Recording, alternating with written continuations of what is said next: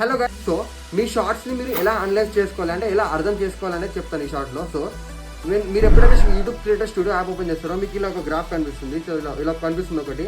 So ఇందులో first line ఏంటంటే X out of 10 అంటే మీ లాస్ట్ 10 వీడియోస్లో ఈ వీడియో అనేది ఎలా ర్యాంక్ చేస్తుంది, ఎన్నో ర్యాంక్ ఉందని చెప్పి ఈ చెప్తుంది అనమాట. సో నెక్స్ట్ వచ్చేసి ఇది అనమాట చూస్ 5 అప్ రేట్.